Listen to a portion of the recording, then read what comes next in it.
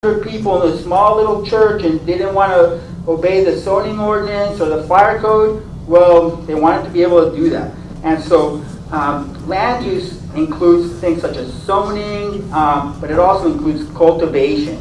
And the U.S. Supreme Court has said that the Religious Land Use Institutionalized Persons Act, at least the part that applies to institutionalized persons, does apply to the states. So there's an opening right there. You can bring up the religious land use part of the act as a defense to state charges in state court, and it's a way of circumventing these court opinions and court cases from the 1970s that shut down the religious defense.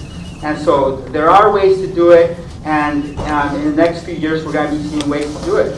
So before we go into our circle, I would like to open it up for questions and bring our panelists up here so that we can answer a few questions, maybe some 10 minutes of questions, and then we can break for our ceremony.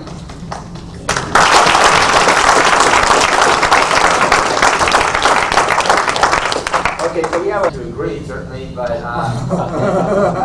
from what you were saying, though, it sounds like the court has ruled that churches kind of have to be patriarchal, right? You said they have to have a founder, they have to have someone who's going to be, in a sense, what I've seen about the campus that I know is there's a tendency to not like to have somebody else tell you what to do. But it's a unifying characteristic. It's not like you can be told because of like that. So in that sense, their very definition makes it contrary to what we're doing here. I think we're talking about the ecclesiastical courts is very critical to this. You know, how can you have a separation of church and state and then have the state make a decision of what churches that apply to?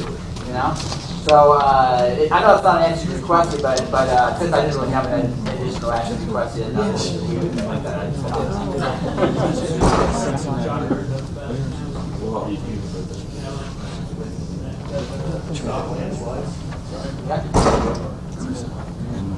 Richard, do you have anything to add?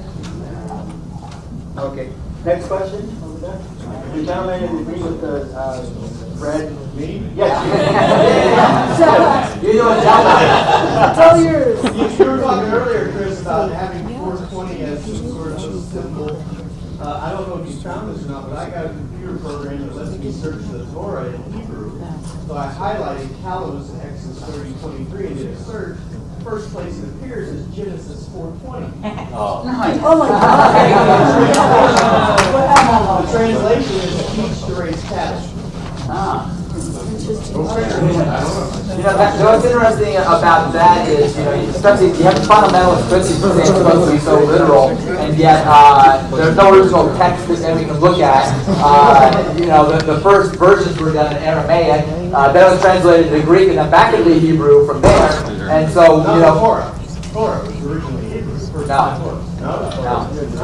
It was oral tradition, and it was first written down in the Aramaic language, which is like basically nobody knows. So this whole idea about the literality, I'd like to see what you came up with there, because one of the things I've noticed in going through the Bible is that, you know, if you look at sometimes you're better off doing what you did. You get the Greek version and look for the word that way. And I think that one of the things that struck me on that is that there's like a distinction that it makes about that.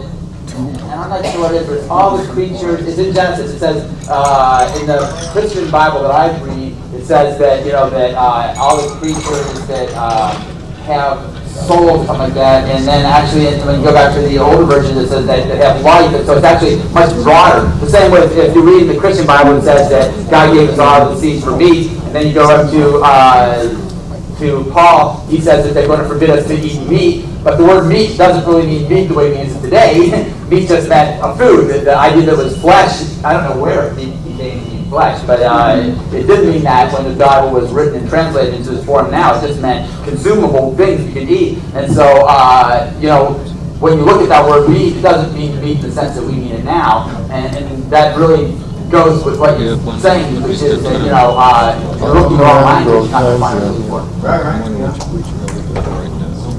The gentleman in black. Maybe last point.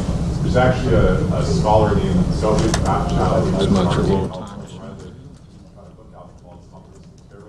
And he's a real hardcore scholar of the tarot. He has a speech he gives about the numerological significance of 420.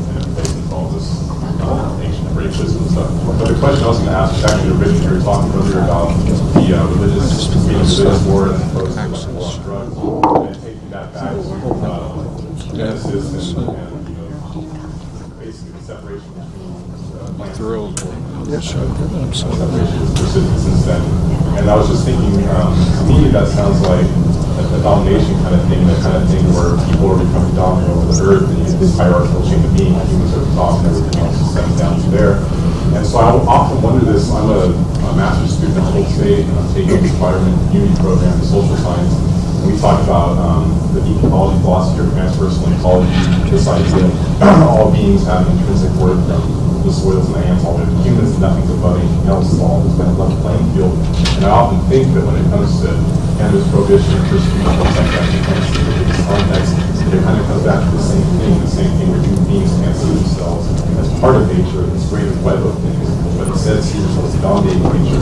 And so I just wondered if maybe you could talk about, to me it seems like the next logical step to get beyond that religious persecution is to get people to adopt an egocentric kind of consciousness where they can see that they are part of this greater web of interconnected life and not some over. So maybe some kind of ecology movement with the cannabis movement kind of merging.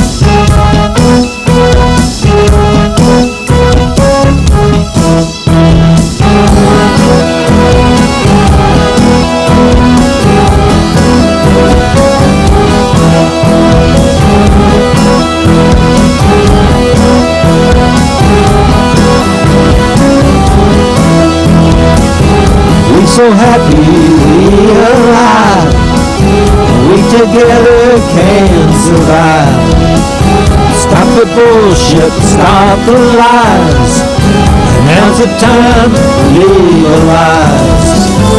Tell me brother, tell me true, what the hell we gonna do?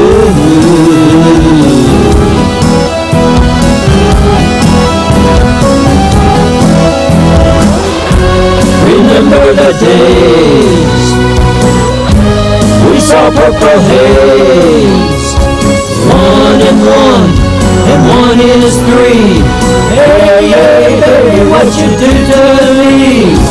We so happy, we alive, we together can survive. Mother Nature, heaven sent, don't belong to government. Hey there sister, what's the plan? Do you really understand?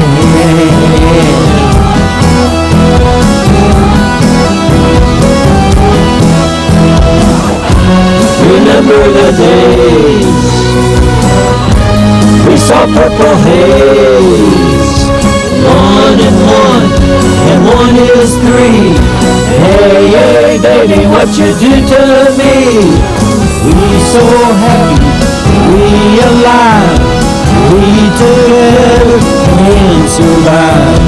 Stop the bullshit, stop the lies, now's the time to legalize. Half the world up in smoke, where on earth can we take the trouble?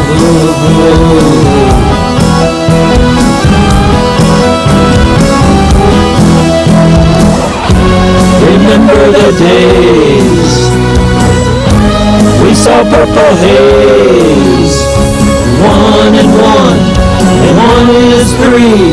Hey, hey, baby, what you do to me? Human nature, full and free, modifies reality. Open up, inner flower, peace and love, inner power. Open up, inner flower, peace and love, inner power.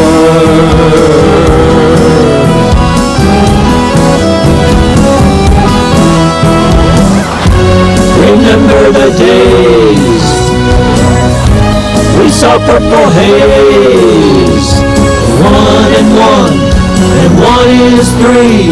Hey, hey, baby, what you do to me?